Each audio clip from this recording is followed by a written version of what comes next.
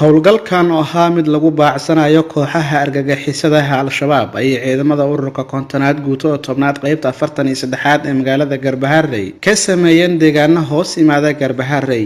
ciidamada oo waqti habeenimo ah ka ruqaansaday taliska ururka kontonaad ee magaalada Garbaharey ayaa cagta mariyay fariisimo si Soomaaliyeed ay ku joogeen maleeshiyaadka arxanka daran ee argagixisada al-shabaab. howlgalkan ayay ciidamada ka fuliyeen deegaano badan oo hoos yimaada Garbaharey, Fardhanaan, Oobo, Buraa, Galax Garsay iyo deegaano kale oo aad u badan ayay howlgalka ka sameeyeen ciidamada ururka kontonaad. Dhamma Cabdiqaadir Xuseen Shire, taliyaha howlgelinta guutada tobnaad qaybta 43aad oo hogaaminayay ciidamada howlgalkan sameynayay ayaa ka warbixiyay waxa ay ku soo arkeen halkii ay tageen ciidamada. bishii 12aad 12keedii waxaan saan ka sameynay tuulooyinka sida muxuu ahaa dariiqa dheer farqa shamiitada hadda oo taaganahay Fardhanaan oo u jirta muxuu ahaa 3 kiiloomitir. haddana waxaan ku sii soconaa Ooban rabnaa inaan gaarno si dadkan tabaaleysan masaakiinta oo uga dulqaadno ururka argagixisada al-shabaab oo loo soo gaarsiiyo sahayda gargaarka dad oo abaaruleysay oo maato oo meel wada yaal iyo ciyaalo shumayaan ugu nimid. marka ayaguna hadee way maraan meesha oo hadeertaan markayna maqleen way isaga carareen oo aroortii macnaha 5 nin oo meesha joogtay yaa carartay. marka ilaahay mahadi weeye. haddana waxaan taaganahay Fardhanaan, waxaan rabnaa inaan gaarno meesha la yiraahdo Oobo, inaan gaarno oo noogu sheegay nimanka halkaas hadayna ka cararinaan ku farsaari doono.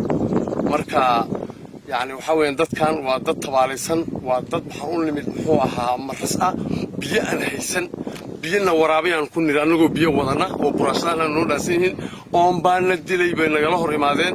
marka waa dad baaba ayaan ugu nimid tuulada aad iyo aad wax la yaab lahan meeshaan ku aragnay. anagu waxaan nahay ciidan amniga baan ku shaqaleenahay, balse waxa aan aragnay saaki waxaan ugu baaqayaa maamulka degmada Garbaharey iyo hay'adaha ay xukumaan ayaka dad baa meeshaan ku baabahaya Fardhanaan oon u dhintay. ceelka meesha ku yaala waa dhanaan, geelasha laga darmiyaa, biyo macaan ma lahan, waa biyo haddaad afka saarto wixii calooshaad ku jira dabada ay ka baxayaan. marka waxaan leeyahay ugu baaqayaa dadkaas si degdeg ah loo soo gaaro. kadib markii ay ciidamada soo gabagabeeyeen howlgalkooda ayuu warbaahinta ciidamada qalabka sida kaga warbixiyay gaashaanle sare Warfaa Sheekh Aadan Faroole, taliyaha guutada tobnaad ee gobolka Gado. howlgallada ay ciidamada guutada tobnaad ka wadaan guud ahaan gobolka Gado.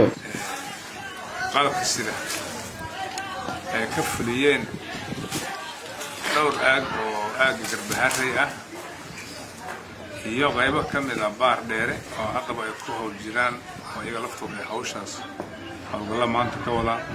xagga baar dheerna waa laga wadaa, xagga area Garbahareyna waa laga wadaa. hawshaas oon ku xaqiijinaynay amniga Garbaharey ama gobolka Gado degmooyinkiisa kala duwan ayadoo abaaro ka jiraan meeshaas, abaaro kulkulul oo dadkii shacabka aad u dhiban yahay yaa waxa ugu darmaday nabadiidka haddana in dadkii dusha ka sii haystaan oo dadka sii dhibaateeyaan dadka oomanaa oo baahnaa.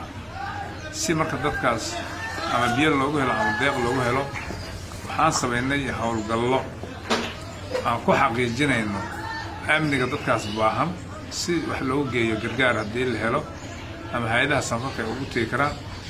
howlahan meelaha ka fulinay howlahaasna waxaa ka mid ah ilaa iyo Fardhanaan, Oobo tuulo la yiraahdo, ilaa iyo Buraa, ilaa Faarax Guun, ilaa iyo Caramaaray. eriyadaas oo dhan baan ciidanku ku soo sameeyay wax la yiraahdo amni control. arrintaasna si fiican buu ciidanku uga soo howlgalay, wax dhib ah lama kulmin. oo la kulmay ciidanku dad baaba'san oo shacab ah oo abaar la liita oo oon la liita oo xataa islaamo umulay oo waxa afka loo saaro aan lahayn. meeshaas dib weyn baa ka jira oo xagga maaragtay oonka iyo abaarta ah. xagga amnigu hadda waxa weeye wax dhib ah ciidankan lama kulmin. Cabdullaahi Macruuf, warbaahinta codka ciidamada qalabka sida degmada Garbaharey ee xarunta gobolka Gado.